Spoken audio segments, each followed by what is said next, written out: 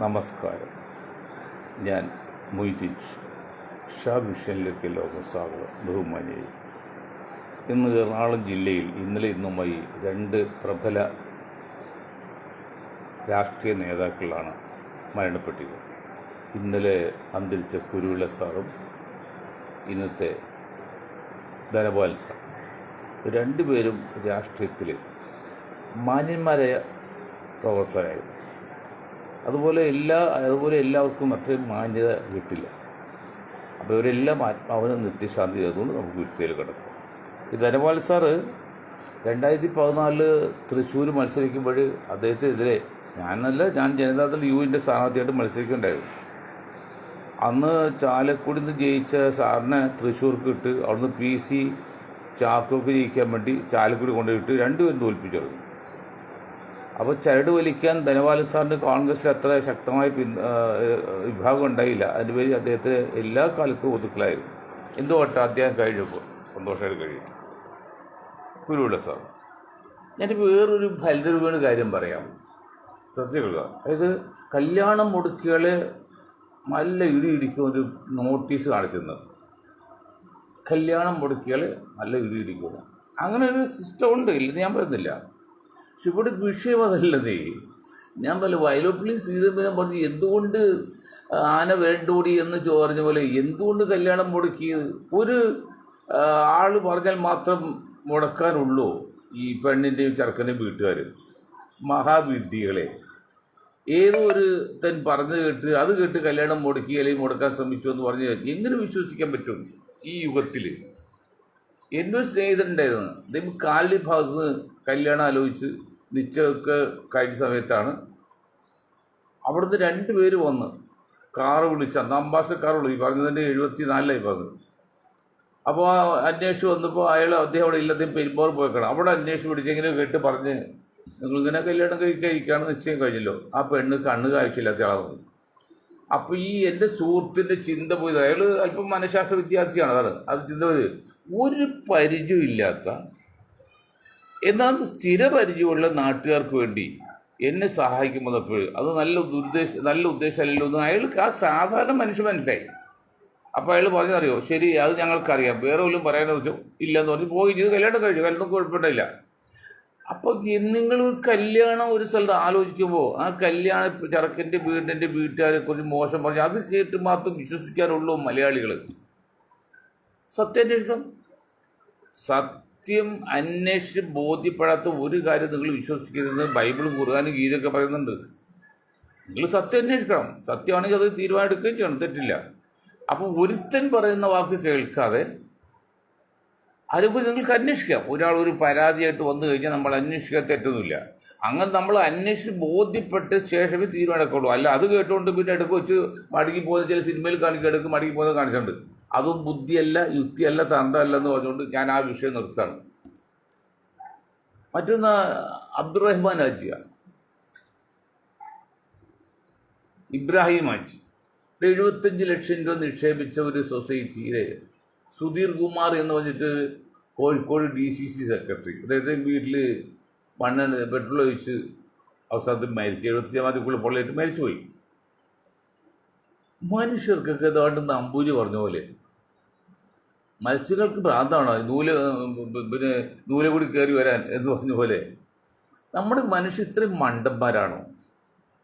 ഒരു ഉത്തരവാദിത്വം വിജയമില്ലാത്ത ഏതെങ്കിലും ആൾ വന്ന് ലക്ഷങ്ങൾ നിക്ഷേപിക്കുക എന്ന് പറഞ്ഞാൽ തമ്പുരാനെ എന്ത് പറയാനാണ്? ദേശസൽക്കരണ ബാങ്ക് ഉണ്ട്, നാഷണലിസ്റ്റ് ബാങ്ക്, അതുപോലും അത്ര സുരക്ഷമല്ല തന്നെ. അപ്പോൾ പിന്നെ നിങ്ങളുടെ ഈ ചുക്കട ബാങ്കൊക്കെ തട്ടിപ്പില്ലേ? ഇതിൽ കോൺഗ്രസ് കമ്മ്യൂണിസ്റ്റുകാർക്ക് കഴിഞ്ഞൊരു സ്ഥലത്ത് കമ്മ്യൂണിസ്റ്റാണ് ചെയ്തെങ്കിൽ ഇവിടെ കോൺഗ്രസ് ആണ് ഇയാൾ. അപ്പോൾ ഇത്രയും ഒരു 75 ലക്ഷം വാങ്ങിയിട്ട് ആ കാശ് കിട്ടാതെ പരാതിപ്പെട്ട ആളെക്കുറിച്ച് DCCക്ക് ഒരു പ്രസിഡന്റ് ഇല്ലേടോ? മരക്കഴുതേ, ഒരു പ്രസിഡന്റ് ഇല്ലേ? നിന്റെ കീഴിൽ വർക്ക് ചെയ്യുന്ന ആ സെക്രട്ടറിയുടെ ഇത്രയും ഒരു ദിവസം ഉണ്ടായതല്ലോ. ഒരാൾക്ക് അവനവൻ്റെ വീട്ടു മുമ്പിൽ ഒന്ന് ആത്മഹത്യ ചെയ്യണമെങ്കിൽ ഒറ്റ ദിവസം എടുക്കുമോ? എത്രയോ നാളുകൾ പിടിച്ച്, എത്ര വർഷം പിടിച്ചിട്ടുണ്ട് 75 ലക്ഷം കൊടുത്തിട്ട്. നീയൊക്കെ എന്തിനാടാ രാഷ്ട്രീയം മതകണ കള്ളക്കഴിവുകളുടെ മക്കളെ? DCCക്ക് ഒരു പ്രസിഡന്റ് ഇല്ലോ കോഴിക്കോട്, ഇല്ലായിരിക്കില്ലല്ലോ. അവൻ്റെ കീഴിലല്ലേ ഈ പറഞ്ഞ ഈ നെറിയേറ്റവരൊക്കെ വന്നിരിക്കുന്നത്. അവരെ പാവപ്പെട്ട മനുഷ്യൻ 75 ലക്ഷം വാങ്ങിയിട്ട് യാതൊരു തീരുമാനം എടുക്കാതെ ചെയ്ത് ചോദിച്ചാൽ ഉത്തരവില്ല, പോലീസിൽ പരാതി കാര്യമില്ല. അവനൊക്കെ രാഷ്ട്രീയക്കാരല്ലേ. ഇപ്പം ആത്മഹത്യ ചെയ്തിലിടും. അവിടെയൊക്കെ എന്നറിയോ പരസ്യം ഇപ്പം നല്ല നട്ടില് കൈക്ക് അസ്ഥിക്ക് ബലമുള്ള നല്ല യുവതലമുറ ഇല്ലാത്തതുകൊണ്ടാണ്. ഇവരൊന്നും മുഖം നോക്കൂ, രാഷ്ട്രീയം നോക്കൂ, മതം നോക്കൂ, അല്ലെങ്കിൽ പോലീസ് സ്റ്റേഷനിലും പോയത് ഇരുട്ടടി അടിക്കണം. എൻ്റെയൊക്കെ ഞങ്ങളുടെയൊക്കെ ഭാഷ പറഞ്ഞാൽ വലുത് കൈ ഇടത് കാലും വെട്ടി തുറക്കണം, തെണ്ടിട എന്നിട്ട്, അല്ലെങ്കിൽ കൃത്രിമക്കാലം വെച്ച് നടക്കും. ഇപ്പം കൃത്രിമക്കാലം കിട്ടും. ഇപ്പം ഞാൻ ചെയ്താലും എന്നെ ചെയ്യണം. ഞാൻ ഇല്ല, അല്ല പോലീസ് സ്റ്റേഷനിൽ പോയി, കോടതി പോയി. എന്താണ് ഇപ്പോൾ കോടതി പോയാൽ ജയിൽ ശിക്ഷയിൽ സുഖവാസമല്ലേ. ഇപ്പം പലരും ജോലിയില്ലാതെ പലരും ഇപ്പോൾ എന്തെങ്കിലും പ്രശ്നം ഉണ്ടാക്കി ജയിലിൽ പോകണം. എന്താ ഇപ്പോഴത്തെ ജയിലിലെ mutton, beef, chicken, fish, vegetable 5, അത് 3 കൃത്യമായിട്ട് ഒരു പടിയൊക്കെ കിടത്ത് ഇന്ന് സൂചിച്ചോടെ കിടന്നാൽ മതി. ജയിൽ കഴിഞ്ഞ് വരുമ്പോൾ ഇപ്പം കാശ് കിട്ടും. എന്താണോ ജയിൽ ശിക്ഷ? മനുഷ്യന് ഞമ്മല്ല അടിമത്തത്തെ നമ്മൾ എതിർക്കുന്നു. പക്ഷെ അച്ചടക്കം ഇല്ലെന്നല്ല, അച്ചടക്കം വേണ്ടെന്നല്ല, അച്ചടക്കം വേണം. അതുപോലെ ജയിൽ ശിക്ഷ കൊടുക്കുക, അവന് പക്ഷം കൊടുക്കുക. ഇതൊന്നും സുഖമായ പക്ഷമല്ലേ? നമ്മുടെ രാഷ്ട്രീയക്കാർ ഭരിച്ച് ഇപ്പം എത്തിപ്പെട്ടിരിക്കുന്നറിയോ ജയിലിൽ നല്ല ശമ്പളവും സുഖമായ ജീവിതം.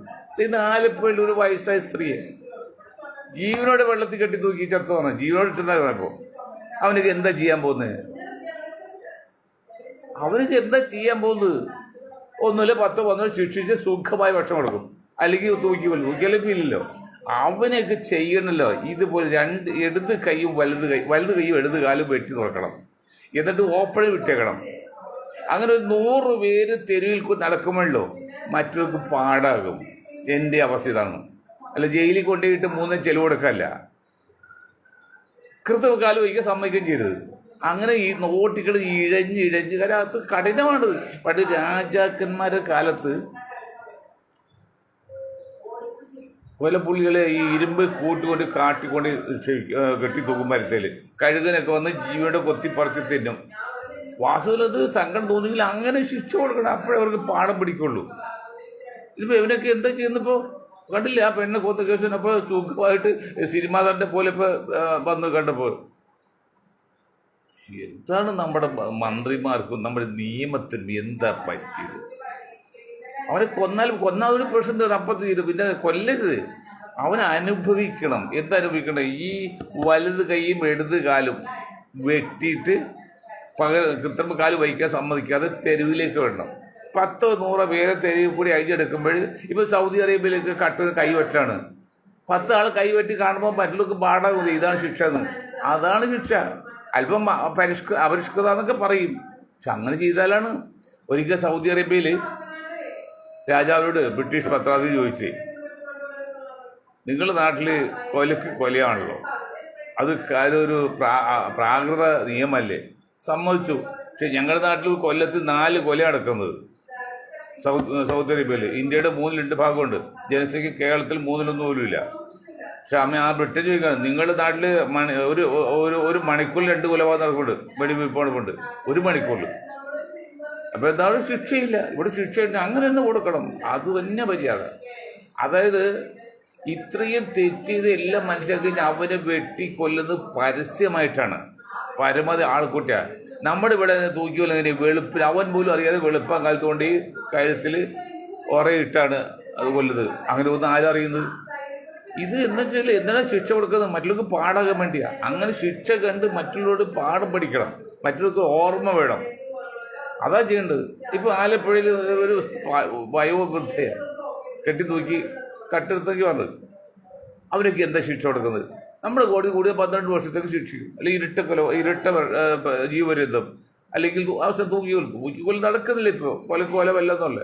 പക്ഷെ അവരെയൊക്കെ ചെയ്യേണ്ടത് ഈ ഞങ്ങൾ പറഞ്ഞ രീതിയിൽ, ഞങ്ങൾ പറഞ്ഞ വലിയ ഇതില്ല, വലത് കൈ ചോദിക്കുക, മുട്ട മുറിച്ചോളം, ഇടത് കാല് മുറിച്ചു, അങ്ങനെ ഒരു കാലും കൈയില്ലാത്ത തെരുവിലേക്ക് വിടണം. ഇഴഞ്ഞ് നടക്കുന്നത് കണ്ട് മറ്റുള്ളവർക്ക് പാടാകും. ഒരു 10-50 പേര് അതുപോലെ അഴിഞ്ഞ് നടക്കുകയാണെങ്കിലോ പിന്നെ ഒരു തെറ്റും ചെയ്യില്ലാരും. അത് പറ്റുമോ? ധൈര്യമുണ്ടോ?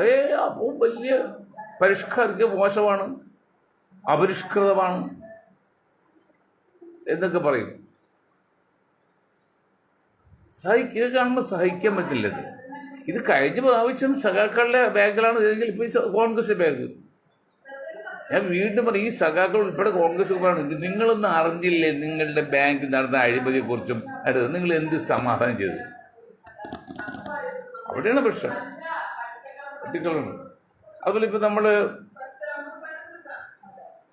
അതിവേഗ ട്രെയിൻ 60,000 കോടി രൂപ മുടക്കി 5 വർഷം കൊണ്ട് 23 സ്റ്റേഷൻ 3 മണിക്കൂറിൻ്റെ ട്രിവാൻഡ്രത്ത് നിന്ന് കണ്ണൂരെത്തും. 800 പേർക്ക് യാത്ര ചെയ്യാം. അരമണിക്കൂർ 20 മിനിറ്റ് ഇടവിട്ട് പീക്ക് അവറിൽ, അല്ലാത്തപ്പോൾ 40 മിനിറ്റ് ഇടവിട്ട്.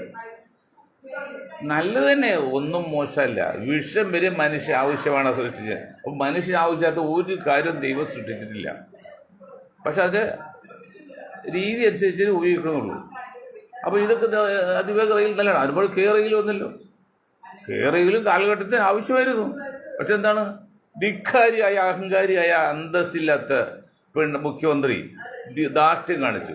അങ്ങനെ സംഭവം ഉണ്ടായി. എന്താ ചെയ്യട്ടെ, എല്ലാ രാഷ്ട്രീയക്കാരും വിളിക്കുക, ഇങ്ങനെ ഐഡിയ ഉണ്ട്, നമുക്ക് വേണോ, വേണമെങ്കിൽ എന്തിന്, വേണ്ടെങ്കിൽ എന്തുകൊണ്ട്, 2 ചോദ്യം ഉത്തരം പറഞ്ഞ് ഈ പ്രശ്നം പോവും. ഇതപ്പോൾ അഹങ്കാരം കാണിച്ചു. ഞാൻ തന്നെ പറയുന്നത്. അപ്പോൾ ഒരു എതിർത്തു. ഇപ്പോൾ കുറ്റി പറിക്കാൻ എത്ര കോടിയല്ലോ വേണ്ടത്? കുറ്റി പറിച്ചാൽ ഇപ്പോൾ പണം മുടക്കാണ്, കുറ്റി ഇടാൻ കണ്ടുപോകുന്നത്.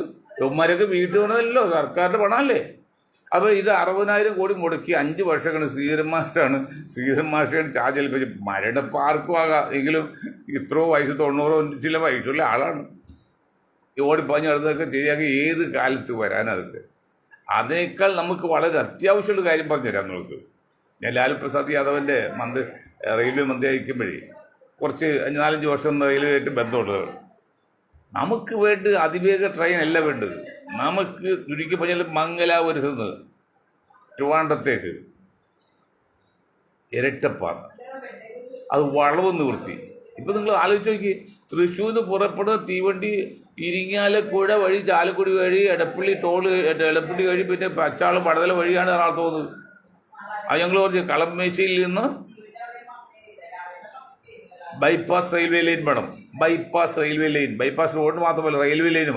അത് പൊന്നൂരിൽ അവിടെ ഈ 100 ഏക്കർ സ്ഥലം കിടക്കാണ് ബീജം വഴി. അവിടെ ആൾക്കാരെ കൊണ്ട് തല്ലി കൊന്നിടാനുള്ള സ്ഥലമാണ്. ഇപ്പോൾ അവിടെ പൊന്നൂരി റെയിൽവേ സ്റ്റേഷനെ ഡെവലപ്പ് ചെയ്തിട്ട് വന്നാലുണ്ടല്ലോ, കോട്ടയം വഴി പോകുന്ന എല്ലാ ട്രെയിനും നേരെ കളമശ്ശേരിയിൽ നിന്ന് പൊന്നൂരി വഴി തൃപ്പൂണിത്തുറ വഴി ട്രിവാൻഡ്രത്തേക്ക്. എത്ര എളുപ്പമുണ്ട്, 5-10 കിലോമീറ്റർ എളുപ്പമുണ്ട്, ദൂരം കുറവാണ്, സൗകര്യമുണ്ട്. എന്നിട്ട് സൗത്ത് നോർത്ത് റെയിൽവേ സ്റ്റേഷൻ ഏത് ഒറ്റ സ്റ്റേഷൻ ആക്കണം. അതിൻ്റെ അടുത്ത് KSRTC ബസ് സ്റ്റാൻഡെന്നുള്ളൂ. അതുകൊണ്ട് എവിടെയെങ്കിലും മാറിയിട്ട് ഒറ്റ സ്റ്റേഷൻ ആക്കിയിട്ട് കോട്ടയം വഴി പോകുന്ന ആലപ്പുഴ വഴി പോകുന്ന എല്ലാ വണ്ടിയും സൗത്ത് റെയിൽവേ സ്റ്റേഷൻ വഴി, എറണാകുളം നോർത്ത് റെയിൽവേ സ്റ്റേഷൻ ചേർത്ത് വരുമല്ലേ വഴി പോവാം. അപ്പോൾ ഒരു തിരിവും വേണ്ട, വളവും വേണ്ട, ഒരുപാട് ലാഭിക്കാം. അങ്ങനെ ഒരുപാട് ഐഡിയാസ് ഉണ്ട്. ഇത് ഞങ്ങൾ ജനറൽ മാനേജറിന് മുമ്പിലൊക്കെ വച്ചിട്ടുണ്ട്. ജനറൽ മാനേജർ സമ്മതിക്കുകയും ചെയ്താണ് ബൈപ്പാസ് റെയിൽവേ ലൈൻ വേണം കളമശ്ശേരിയിൽ നിന്ന്. പക്ഷെ വല്ല നടക്കുന്നുണ്ടോ? സാധാരണഗതിയിൽ ഇന്ത്യയിൽ റെയിൽവേയുടെ 75% വരെ ഉപയോഗിക്കുന്നത്. നമ്മുടെ കൊച്ചു കേരളത്തിൽ തിരക്ക് കാരണം 120% ഉപയോഗിക്കണം. അതാണ് റെയിൽപ്പാളം പെട്ട് തേഞ്ഞു പോകുന്നത്. കാരണം വണ്ടി ഈ സ്പീഡ് കൂടുമ്പോഴേ തേയ്മാനം കൂടുമല്ലോ. പക്ഷെ അങ്ങനെയൊക്കെ 100-120 വണ്ടി പോവാണ്. പണ്ട് റെയിൽ ക്രോസ് ഉണ്ടായി, ഇപ്പോൾ റെയിൽ ക്രോസ് പലയിടത്തും വന്നിട്ടുണ്ട്. അങ്ങനെയൊക്കെ എന്തെങ്കിലും മാറ്റം ചെയ്യണം. അതിനൊന്നും നമ്മുടെ ആൾക്കാർക്ക്, നമ്മുടെ ഉദ്യോഗസ്ഥന്മാർക്കും രാഷ്ട്രീയക്കാർക്ക് സമയമില്ല. ചിന്ത വേണ്ടേ? ചിന്തിക്കിട്ട് വായിക്കണം, പഠിക്കണം, അതിന് സമയം വേണം. ഇത് കിട്ടുന്ന പൈസ എങ്ങനെ അഴിമതി ചെയ്ത് പൈസ ഉണ്ടാക്കാം, അത് എങ്ങനെ എവിടെ ഒതുക്കാം, ഈ ചിന്തയിൽ ടെൻഷൻ ചത്തുപോകണം. ആദ്യം കയറി കാശ് വന്ന് എന്ത് ചെയ്യും? പല മന്ത്രിമാരെ വീട്ടിലേക്ക് ഭിത്തി തുരങ്കം വെച്ചിട്ട് അതിൽ നോട്ട് ഇട്ട് അടുക്കിയേക്കാന്ന് പണ്ടുള്ള പഴയ മന്ത്രിമാരും വീടുകളിലും ഒളിച്ചു നോക്കിയറിയാം എത്ര കോടി വേണ്ടത്. കാരണം ഇതൊന്നും ചെയ്യാൻ പറ്റില്ല. കൈപ്പിൽ കിട്ടുന്നല്ലേ, വെറുതെ കിട്ടുന്നല്ലേ, കണക്കൊന്നുമില്ലല്ലോ. നമ്മുടെ സ്വിസ് ബാങ്കിൽ നമ്മുടെ ഇന്ത്യക്കാരെ എത്രയോ ആൾക്കാരെ എത്ര കോടി രൂപ ഇടപെട്ട് അത് അവരുപയോഗിക്കണം സുഖമായിട്ട്. തിരിച്ചു കൊണ്ട് കൊടുക്കാൻ പറ്റുമോ? അപ്പം കാരണം അറിയും അവിടെ ഉപയോഗിക്കാൻ പറ്റില്ല, വെറുതെ വേസ്റ്റായി പോണത്.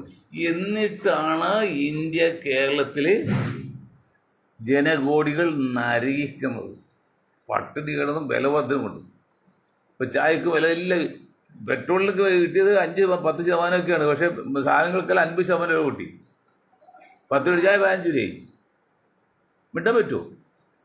ഇന്നാള് ഒരു ഗ്യാസ് വില വർദ്ധനതിനെതിരെ ഹോട്ടലുകാർ സംഭവിച്ചു. എന്തിനാണ് ഞങ്ങൾ വില കൂട്ടാൻ പോകണം, അതുകൊണ്ട് നിങ്ങൾ എതിർക്കരുതെന്ന് പറയാൻ വേണ്ടി, അല്ലാതെ വില കുറക്കാൻ വേണ്ടി സമ്മതിച്ചതല്ല. അതിപ്പോൾ ഇന്നലെ ടാക്സിക്കാർ ചെയ്തു കേരളത്തിൽ, ഇന്ത്യ മൊത്തത്തിൽ. എന്താണ് ഞങ്ങൾ ചാർജ് കൂട്ടാൻ പോകണപ്പോൾ നിങ്ങൾ ഉപയോഗിക്കുന്നത്, അല്ല ടാക്സ് വില കുറക്കാനില്ല. ഞാൻ പറഞ്ഞല്ലോ, കേരള ഗവൺമെൻറ് 20 രൂപയോളമാണ് കേന്ദ്ര ഗവൺമെൻറ് വാങ്ങുന്നതിൽ കേരള ഗവൺമെൻറ് 42 രൂപ വാങ്ങിക്കുന്നത്. ആ രീതി വെച്ചിട്ട് 22 കുറച്ച് കൊടുക്കാൻ പാടില്ലപ്പോഴ്. 1 ലിറ്റർ പെട്രോൾ ഇപ്പോൾ 103 103 20 വർഷം പാട്ട് 80 രൂപ കിട്ടില്ലേ? അത് ഇത്ര ആശ്വാസമാണത്. അതിനുകൂടി ഇപ്പോൾ മോസ്റ്റ് മണി വന്ന് സതീശൻജി ചിന്തിക്കുകയും ചെയ്തല്ലോ. അല്ല, ഈ 2 രൂപ സർചാർജ് കൂട്ടി അത് കുറച്ചാൽ പോലെ ആ 20 രൂപ കൊടുക്കണം. 35 രൂപയുടെ സാധാരണ ജനങ്ങളെ നിങ്ങളുടെ കാര്യം മനസ്സിലാക്കുക. 35 രൂപയുടെ സാധനം നമ്മൾ 103 105 കൊടുക്കുന്നത്. സാധാരണ എന്ത് ടാക്സ് കൂട്ടിയാലും ഇരട്ടിയിൽ കൂടുതൽ വാങ്ങിക്കാൻ പാടില്ല എന്നൊരു ക്ലോസ് ഉണ്ടെന്നായിരിക്കോട്. എത്ര ടാക്സ് കൂട്ടിയാലും വില ഇരട്ടി കൂടുതൽ വാങ്ങിക്കാൻ പാടില്ല. എന്നിട്ട് ഈ പണമൊക്കെ ലോൺ എടുത്തു കഴിഞ്ഞാൽ എത്ര എമൗണ്ട് കൂട്ടിയാലും മുതലിനൊക്കെ ഇരട്ടി കൂടുതൽ വാങ്ങിക്കാൻ പാടില്ല. അങ്ങനെ ക്ലോസ് ഉണ്ടെന്ന് എൻ്റെ അറിവ്. ഇതും വേണം ഇവിടെ. നിങ്ങൾ എത്ര വില ടാക്സ് കൂട്ടിയാലും അതിൻ്റെ ഉൽപ്പന്ന വിലയുടെ അല്ലെങ്കിൽ വാങ്ങുന്ന വിലയുടെ ഇരട്ടി അത്രയും തന്നെ കൂട്ടാം മാക്സിമം. ഇത് 35 രൂപക്ക് കിട്ടുന്ന സാധനമാണ് 105 രൂപ കൊടുക്കുന്നത്. 35 രൂപ എത്രയുണ്ട്? 65-70 രൂപ കൂടുതലാണ്. എന്നിട്ട് 2 ഇരട്ടി. അതെന്ത് നീതിയാണത്? ഇതിനൊക്കെ സമരം ചെയ്യാൻ ശക്തി ഉണ്ട് എന്ന് പറഞ്ഞാൽ കമ്മ്യൂണിസ്റ്റ് പാർട്ടി, കോൺഗ്രസും BJP ചെയ്യുന്നുണ്ടോ? അവർ ചെയ്യില്ല. കാരണം പെട്രോൾ ഉൽപ്പന്നങ്ങൾ വില കൂട്ടിയാൽ ഭരണകക്ഷിക്ക് ടാക്സ് കിട്ടും, 40 രൂപ വെച്ച് കിട്ടും. അവർ സമരം ചെയ്യില്ല, 40 രൂപ കിട്ടും. പ്രതിപക്ഷത്താണ് ഈ കമ്പനികൾ സമയാസമയങ്ങളിൽ അല്ലെങ്കിൽ പണം കൊടുക്കുന്നുണ്ട്. പിന്നെ അവർക്ക് വേണ്ടി പെട്രോൾ ഡീസലൊക്കെ പ്രതിപക്ഷമാണെങ്കിലും ഭരണപക്ഷമാണെങ്കിലും സബ്സിഡി റേറ്റ് കിട്ടും. ഇപ്പോൾ കോഫി ഹൗസൊക്കെ 2 രൂപയ്ക്ക് കോഫി എന്നാണ് ഏത് പാർലമെൻറ്റ് ക്യാൻറ്റീനിലേക്ക്. അപ്പോൾ അവർക്ക് പിന്നെ എന്തോ വിഷയം? വില വർധനവെതിരെ കഴിഞ്ഞ 5 വർഷമായിട്ട് ഇന്ത്യയിൽ ഏതെങ്കിലും സ്ഥാപനം, ഏതെങ്കിലും പാർട്ടി ഒരു സമരം ചെയ്തിട്ടുണ്ടോ വില വർധനവെതിരെ? അത് പെട്രോളാകാം, മറ്റ് നിത്യോപയോഗ സാധനമാകാം. അത് അവർ ബുദ്ധിയൊന്നുമില്ല. അവർക്ക് പരസ്പരം ഏജൻസി ഗ്രൂപ്പുണ്ടാക്കി ആൾ കൂട്ടി ഭരണം പിടിച്ചെടുക്കുക, അത് മാത്രമുള്ള ഉദ്ദേശം. ഭരണം പിടിച്ചെടുത്താൽ ഈ വെയിലത്ത് നിൽക്കുമ്പോൾ തണലിന് കൊതിക്കും, തണലത്ത് നിൽക്കുമ്പോൾ താനെ മറക്കും. ഇപ്പം നമ്മൾ ജോലി കിട്ടുമ്പോൾ ഇപ്പോൾ മല മറിക്കാതിരിക്കും. ഒരു കൊല്ലമൊക്കെ എന്തൊക്കെ ചെയ്യും. അത് പിന്നെ അവൻ്റെ കല്യാണമായി, മക്കളെ അഡ്മിഷനായി, പിന്നെ ട്രാൻസ്ഫറായി, കല്യാണമായി, അങ്ങനെ അവർ പോകും. പിന്നെ അവന് നാട് നോക്കില്ല. ഇതാണ് അവസ്ഥ. ഇതിനെതിരെ ചെയ്യണമെങ്കിൽ ഇപ്പോൾ പാറ്റയൊക്കെ വന്നെങ്കിലും ജനങ്ങൾ, പ്രത്യേക വിദ്യാസമ്പന്നരായ യുവാക്കൾ സജ്ജമാകണം. 1-2 മൂവ്മെൻറ്റ് വന്നതാണ്, പക്ഷെ അതൊക്കെ നുള്ളിക്കളയാണ്. നമ്മൾ പഞ്ചായത്ത് അല്ലെങ്കിൽ ഡിവിഷൻ, കോർപ്പറേറ്റ് ഡിവിഷനിൽ ഒരു 5 കോടി രൂപ ഒരു കൊല്ലം ഉണ്ടെങ്കിൽ അതിന് 10% കമ്മീഷൻ കിട്ടുമെന്നാണ്. 5 കോടി 10% 50 ലക്ഷം രൂപയാണ്. 5 കൊല്ലം ഉണ്ടെങ്കിൽ 25 ലക്ഷം രൂപ കിട്ടി. 25 ലക്ഷം രൂപ കിട്ടി. അതിൽ നിന്ന് 4-5 ലക്ഷം കൊടുത്ത് ആകെ ഒരു വാർഡിൽ ഒരു 120 വോട്ട് അല്ല 1200 വോട്ട്, അതിലൊരു 70% കൂട്ടിയാൽ ഒരു 17 840 വോട്ട്. അതിലൊരു 300 300 700 വോട്ട് ഏതാണ്ട് അങ്ങോട്ട് രണ്ടും മുന്നണിക്കും. ബാക്കിയുള്ള ഈ 100 വോട്ടിൽ അവൻ 51 വോട്ട് കാശ് കൊടുത്ത് വാങ്ങിക്കും. ഈ 4-5 ലക്ഷം കൊടുക്കും. അപ്പോൾ അവൻ ജയിക്കും. അടുത്ത കൊല്ലം അവന് അഴിമതി ചെയ്യാം. അല്ല, നാട് നന്നാക്കലില്ല ഒരു സമയത്തിൽ ചിന്തിക്കുന്നില്ല എങ്ങനെ 10 പൈസ ഉണ്ടാക്കാം. ഞങ്ങളിപ്പോൾ സെക്രട്ടേറിയറ്റ് അനക്സ് മധ്യകാലത്ത് വേണമെന്ന് പറഞ്ഞ് നമ്മൾ സമരം ചെയ്യുമ്പോഴേ അല്ലെങ്കിൽ അതിന് പ്രതിഷേധിക്കുമ്പോഴേ അത് സമ്പാദിക്കാനില്ല. ജനങ്ങൾക്ക് നാളത്തെ ആവശ്യമാണ്, വരും തലമുറക്ക് വേണ്ടിയാണ്. അതാണ് രാഷ്ട്രീയക്കാർ വന്നത്. ഒരു രാഷ്ട്രീയക്കാരൻ വരുന്ന ഇലക്ഷനെ കുറിച്ച് ചിന്തിക്കും, എങ്ങനെ പിന്നെ വോട്ട് കിട്ടാതെ. ഒരു രാഷ്ട്രീയമാംസത്തിന് വരും തലമുറയെക്കുറിച്ച് ചിന്തിക്കും. ഇപ്പം ഞങ്ങൾ ചെന്ന് പറഞ്ഞ് 100 വർഷത്തെ കണക്കാക്കിയാണ്. നമ്മളുണ്ടാവില്ലെന്ന് ഉറപ്പാണല്ലോ. പക്ഷെ എങ്കിലും തലമുറ വേണ്ട. അത് ഞാൻ പറയാൻ കാരണം, കൽക്കട്ടയിൽ നിന്ന് തലസ്ഥാനം ഡൽഹിക്ക് മാറ്റിയപ്പോൾ പോയി അന്നത്തെ നേതാക്കൾ പോയത് ചമ്പൽ താഴ്വര വഴിയാണ്. അപ്പോൾ നമ്മളൊക്കെ 10ാം ക്ലാസ്സിൽ പഠിക്കുമ്പോൾ ചമ്പൽ കാട്ടിലെ കൊള്ളക്കാർ എന്താണ് വലിയ കാടായി ഞങ്ങൾക്ക് അന്ന് തിരിച്ചിരുന്നത്. പക്ഷെ ഞങ്ങളിപ്പോൾ ഡൽഹി പോയി നോക്കിയപ്പോൾ ചമ്പൽ കാടൊന്നുമല്ല, ചമ്പൽ താഴ്വര എന്താണ്, അത് ഒരു 3 അടി പൊക്കമുള്ള ഒരു മൺകൂനിയാണ്, അല്ല ഒരു കടവുമില്ല, പക്ഷെ ഇങ്ങനെ കിടക്കാണ്. അവിടെയായിരുന്നു ആ തലസ്ഥാനം അന്ന് തുടങ്ങി, 100 വർഷം മുമ്പ് തുടങ്ങിയതെങ്കിൽ ഇന്ന് ന്യൂയോർക്കിലൊക്കെ വലിയ സിറ്റിയാണ് ലോകത്ത്. പക്ഷെ എന്ത് സംഭവിച്ചു? ഇന്ന് ലോകത്ത് ഏറ്റവും കൂടുതൽ എയർ പൊല്യൂഷൻ ഉള്ള ഒരു സ്ഥലം ഡൽഹിയാണ്. അപ്പോൾ ഇന്നത്തെ തലമുറ ചോദിക്കുകയാണ്, എടോ മണ്ടന്മാരായ കഴിഞ്ഞ തലമുറ നേതാക്കളെ, നിങ്ങൾ ഈ വഴി അല്ലേ പോയത്, നിങ്ങൾക്ക് എന്തോ കണ്ടില്ല? ആ ഒരു പരാതി ഞങ്ങളെക്കുറിച്ച് അടുത്ത തലമുറ പറയരുത്. അതിന് വേണ്ടിയിട്ട് ഞങ്ങൾ ഇപ്പോൾ ഈ 100 വർഷം മുന്നിൽ കണ്ടുകൊണ്ട് സെക്രട്ടേറിയറ്റ് ആദ്യം തലസ്ഥാനം മാറ്റാൻ പറഞ്ഞ് ബുദ്ധിമുട്ട് തോന്നുമ്പോൾ സെക്രട്ടറി അനക്സ് മാറ്റാൻ വന്നത്. നാളെ സുപ്രഭാതം ഞങ്ങൾക്ക് മരിച്ചു ഇവിടെ ഉണ്ടാവില്ലല്ലോ, പക്ഷെ വരും തലമുറ ഒരിക്കലും ഞങ്ങളെക്കുറിച്ച് കുറ്റം പറയാൻ പറ്റില്ല. അതാണ് രാഷ്ട്ര നിയമാവസ്ഥ എന്നുള്ളത്. ആ നിലക്ക് പോകുമ്പോൾ ഇവിടെ രാഷ്ട്രീയക്കാർ ചെയ്യുന്നതിൻ്റെ തീവെട്ടിക്കൊള്ളി തെമ്മാടിത്തരം എന്തെങ്കിലും ന്യായീകരണമുണ്ടോ? എന്താണ് ജനാധിപത്യത്തിൻ്റെ ഡെഫിനിഷൻ? നിങ്ങളുടെ ആശയത്തെ ഞാൻ അങ്ങേറ്റ് എതിർക്കും, പക്ഷെ നിങ്ങളുടെ ആശയം പ്രചരിപ്പിക്കുന്നത് എന്തെങ്കിലും തടസ്സം നേരിട്ട് എൻ്റെ ജീവൻ കൊടുത്ത തയ്യാറാണ്. അതാണ് ജനാധിപത്യത്തിൻ്റെ രീതി. അതുപോലെ ഇലക്ഷനിൽ ഇന്നെന്താണ് 100 സ്ഥാനാർത്ഥികൾക്കും ആകെ 1000 വോട്ടുണ്ടാവും, അത് പങ്കിട്ട് 10-20 കിട്ടും, അവൻ ജയിക്കും. ഈ ജനാധിപത്യത്തിൻ്റെ ഏറ്റവും വലിയ പോരായിക 3-4 പോരായിക. നമ്പർ 1, നമുക്ക് വോട്ട് ചെയ്യാൻ മാത്രം അവകാശം, തിരിച്ചു വിളിക്കാൻ അവകാശമില്ല.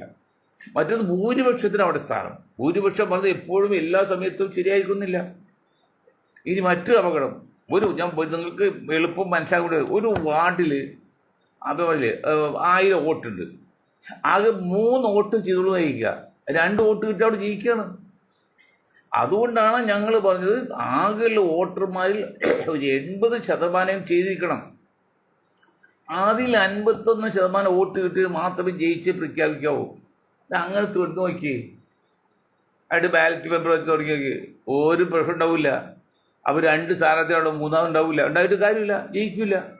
ഞാൻ ഒരിക്കലും പറഞ്ഞ് ഞാൻ നിർത്താൻ പറ്റും. ആകെ വോട്ടർമാരിൽ 80% ചെയ്തിരിക്കണം. അതിൽ 51% വോട്ട് കിട്ടിയ ആളെ മാത്രമേ ജയിച്ചായി പ്രഖ്യാപിക്കാവൂ. അത് ബാലറ്റ് പേപ്പറിൽ അർത്ഥം ചെയ്യണം. ഇങ്ങനെ നടത്തി നോക്കാം, ഒരു തട്ടിപ്പ് നടക്കില്ല, ഒരു കാര്യം ജനങ്ങളുടെ ഭരണം വരും. ഇത് ജനായത്ത ഭരണമല്ല, പണായത്ത ഭരണമാണ്. കുറേ വർഷമായിട്ട് ഇന്ത്യയിൽ ഇപ്പോൾ ഈ BJP വേണ്ടി മാത്രമല്ല, കോൺഗ്രസ് കാലത്ത് കോടീശ്വരന്മാരെ കളിയാണ്. അന്നും കോടീശ്വരന്മാരെ, ഇന്നും കോടീശ്വരന്മാരെ കളിയാണ്. ഇതിപ്പോൾ കുറച്ച് കൂടിയിട്ടുണ്ട് നടക്കും. പണത്തിന് വില കുറഞ്ഞുകൂടി, അന്നത്തെ 10 ലക്ഷം ഇന്നിപ്പോൾ 100 കോടിയായില്ലേ, അപ്പോൾ വ്യത്യാസം വരുമല്ലോ. അപ്പോൾ ജനങ്ങൾക്ക് വേണ്ടിയുള്ള ഒരു ഭരണം ഇന്ന് ഇന്ത്യയിലില്ല, അതിന് കുറേ വർഷമായിട്ടില്ല. ആദ്യം അറിവില്ലായ്മ ബുദ്ധിമുട്ട് പറ്റി, ഇപ്പോൾ തട്ടിപ്പോട് ബുദ്ധിമുട്ട് പറ്റി. ജനങ്ങൾ അന്നും ഇന്നും എന്നും അവൻ കഷ്ടപ്പാടന്നെ, വഞ്ചി തിരുന്നൊക്കെ തന്നെ, ഓരനെന്നും കുമ്പിളിൽ തന്നെ കഞ്ഞി എന്ന് പറയും പോലെ. അപ്പോൾ ഇതിനൊക്കെ മാറ്റം വേണം എന്ന് പറഞ്ഞുകൊണ്ട് ഞാൻ എൻ്റെ വാക്കുകൾ നിർത്താൻ നിങ്ങൾക്ക് ഒരായിരം നന്ദി. ജയ് ഹിന്ദ്.